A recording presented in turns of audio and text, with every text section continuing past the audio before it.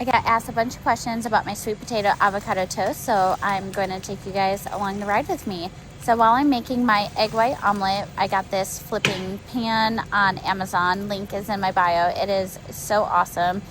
While I'm having that cook on the stove, I'm working on my sweet potato toast that is currently baking up in the air fryer.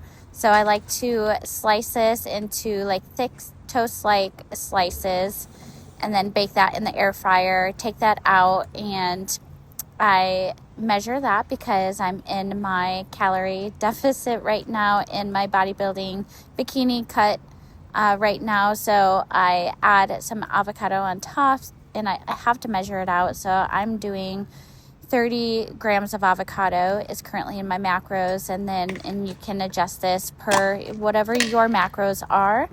And I'll do about 30 grams, also of cottage cheese, and add all of that on top. And another way to do this too, if you're making it for more than a few people, since my serving size is so small, I just smash it together. But I do actually love using an immersion blender here and taking the avocado, the cottage cheese, and mixing it with some seasoning and some lime juice and some like pepper, and blending that with the immersion, and then so that way it's like a whole creamy texture. So I'm gonna make a poached egg for on top, and I got this poached egg maker from Amazon, which is so awesome because all you have to do is put it in the microwave for about 70 seconds, give or take.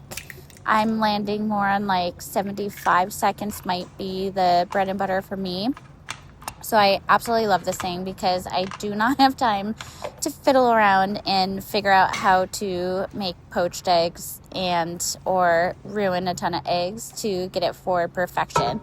So I put it in the microwave for, again, about 70. Here I ended up doing like 55 seconds, but realized it was not enough. So I recommend a good 75 seconds. And now this is where I just mash mine because I'm just making it for myself. So I'm going to smash all that together while I wait for my poached egg to get ready. Get it? It kind of looks like a mountain. But yes, other things that I'll do. So I got my poached egg over here. My egg white is probably burning over there. Actually, I think I did burn it. Now looking back at yep, there it is. It's a little burnt and crispy, but that's all right. I'm going to eat it anyways because I'm not going to be wasteful. All right, so here's my toast and moment of truth of the poached egg. I think this is when I realized it wasn't quite ready. So there it goes. Got to put it back in the microwave. Okay, let's give this another shot. Let's see. I think it was finally ready at this point. Yep, looks about right.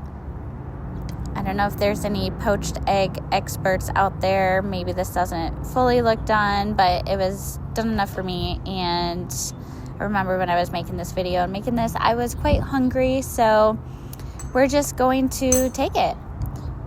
But honestly, I think it ended up turning out just right. Let's see. Let's cut it open. Oh, no. First, got to add some toppings. My go-to is Trader Joe's Everything But Elote is so good on eggs.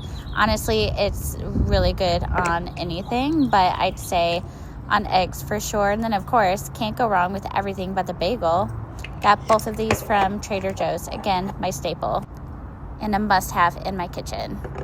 All right, so seasoning is on. Now it's time. Oh, no, one more addition. My Flavor Gang sauce, Sriracha Maple, is absolutely bomb. And my favorite sauce from the Flavor Gang, 0 calories, you guys. And it is so good, the mix of sweet and spicy. I didn't have in my macros on this day, but if I did have more carbs in my macros, I'd drizzle a little bit of honey. And you'd ask me why the honey, but until you take a bite of all of the spiciness and the savory and the honey together, you'll thank me. Moment of truth. Oops, again. Pick it back up, put it back on, because it's got to be a mouthful altogether. And enjoy.